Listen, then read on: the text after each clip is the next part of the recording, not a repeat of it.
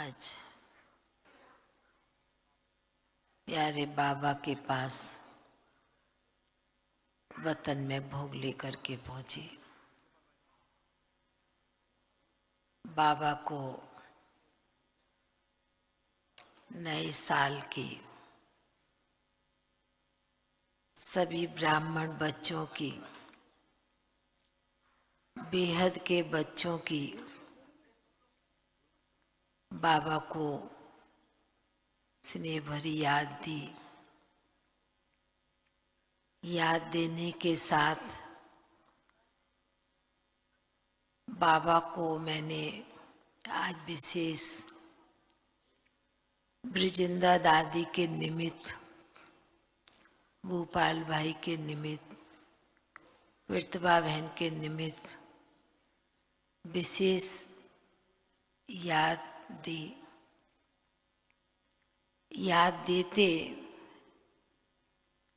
बाबा ने सामने 3 अक्षर स्लोगन के रूप में दिखलाए। बाबा ने दिखाया सबसे पहले नियम, संयम और स्वर्णीय याद है। बाबा ने कहा कि बच्ची, आज विशेष जो भोग है, जिन बच्चों के प्रति, बच्चों के आगे तो सारी बातें स्पष्ट होती हैं, पर बाबा के आगे हर बच्चे की जो विशेषताओं की, जो गुणों की, बच्चों के गले में जो माला आज बाबा ने विशेष रूप से डाली हुई है। बाबा ने कहा कि बाबा संगम युग पर अपने बच्चों की कितनी यादें रूपी माला को भी कई बार सिमरन करते हैं कि मेरे बच्चों ने कितना बाबा के कार्य में, कितना नियम से, कितना संयम से, मर्यादा पूर्वक चले हैं। बाबा जब सुना रहे थे तो वतन में बाबा ने त्रिमूर्ति आत्माओं को विशेष इमर्ज किया। भूपाल भाई को, प्रतिभा बहन को, दादी ब्रिजिंदा दादी को। बाबा जब सुना रहे थे तो बाबा के आगे तो एक एक जैसे कि गुणों की माला बाबा उन बच्चों को पहना रहे थे। बाबा ने कहा कि बाबा इसलिए कई बार बच्चों के अंदर ही अंदर गुणगान करते हैं, महिमा करते हैं।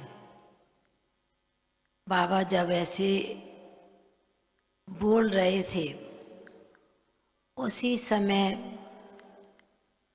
बहुत तेजी से आवाज आती है सभी की, ब्राह्मण बच्चों की, कि बाबा आप ही सब कुछ कराने वाले हैं, सिखाने वाले हैं। एक नारे के रूप में आवाज वतन में गूंजती है। बाबा ने कहा कि बाबा कितना ना गुणगान करे बच्चों का। बाबा ने पहले ब्रिजिंदा दादी का सेवा के पाठ का बात सुनाई। बाबा ने कहा कि यह बच्ची तो शुरू से आदि रतन, आदि देव, ब्रह्मा बाप के सहयोगी साथी बनकर रही है। और बच्ची ने जो कुछ भी अपने जीवन काल में बाबा के बनने के, ब्राह्मण बच्चे बनने के साथ साथ बच्ची ने बहुत कुछ नया कर दिखलाया, जो कभी कल्पना बच्ची ने भी नहीं की। बाबा ने इस बच्ची के द्वारा कराया। बाबा ने कहा कि भल बच्ची ने चूल्हा अपना इतने साल पहले छोड़ा है। अविक्त हुई बच्ची 1 जनवरी 90 बाबा के सामने सीन व दृश्य इमर्ज हो जाता है। बाबा ने कहा कि जितने बाबा के पुराने आदि रतन होते हैं, बाबा के दिल पर वह बच्चों की यादें एक छाप बन जाती हैं, जो कभी भी मिटती नहीं है। फिर बाबा ने भूपाल भाई की बात सुनाई। बाबा ने कहा कि जिस प्रकार ये स्थान, चाहे शांति वन, मनमोहिनी वन, जो भी स्थान और भी अन्य स्थान बच्चे ने लिए और जो सेवाएं की हैं, बीज डाला है। बाबा ने कहा बच्ची मालूम है तुमको, जहाँ जितना बीज डलता है बीज की उत्पत्ति उतनी होती है। तो बच्चे ने इस स्थान पर बैठकर तो बीज पावरफुल डाला ही है, पर और भी अन्य जगह बच्चे ने बहुत ज्ञान का भी बीज डाला है, तो स्थूल बीज भी डाला है।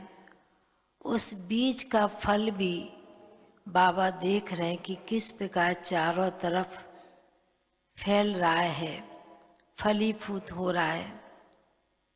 ऐसे कहते फिर बाबा के आगे प्रतिभा बहन भी बैठी थी। बाबा ने उनके लिए भी बहुत अच्छी बात सुनाई। बाबा ने कहा यह तो बच्ची जैसे विश्व के गोले पर बैठी हो, क्योंकि जिस स्थान पर बैठी थी उस स्थान पर बैठकर सेवा करना, आत्माओं का आह्वान करना। बाबा ने कहा ऐसे स्थान पर बैठकर आओ आओ की आवाज़ बच्ची के पास भी पहुंचती थी और आत्माओं का भी आह्वान होता था। तो बाबा ने कहा कि इसलिए बाप कितना ना बच्चों का गुणगान करे, यह देखकर बाप भी बड़े हर्षित होते हैं। फिर तो बाबा ने त्रिमूर्ति आत्माएं और भी आत्माएं बाबा ने वतन में मर्ज की। बाबा के सन्मुख बैठी थी तो बाबा ने बड़े प्यार से दादी को पहले भोग स्वीकार कराया, फिर बाबा ने उन्हें भी कराया और भूपाल भाई को भी बाबा ने जैसे मुख में डाला तो भाई साहब भी बाबा की तरफ हाथ करते बाबा के मुख में डाल रहे थे। प्रतिभा बहन को भी बाबा ने बड़े प्यार से बाबा के घर मधुबन से विशेष भोग स्वीकार कराया। बाबा ने कहा इस भोग में सभी बच्चों की विशेष याद समाई है। एक एक चीज बच्चे बनाते हैं और बाबा तो याद होता ही है, पर निमित्त आत्माएं भी विशेष याद होती है, क्योंकि जिसको जो प्रिय चीज होती है तो वो याद उस चीज में भी समा जाती है। ऐसे कहते हुए बाबा ने विशेष आज त्रिमूर्ति आत्माओं को इमर्ज किया और बहुत ही प्यार से भोग स्वीकार कराते सभी ने सर्व ब्राह्मण बच्चों को भी बहुत बहुत याद प्यार दी और बाबा का याद प्यार लेते हुए सभी के प्रति हम फिर नीचे आ गए। ओम शांति।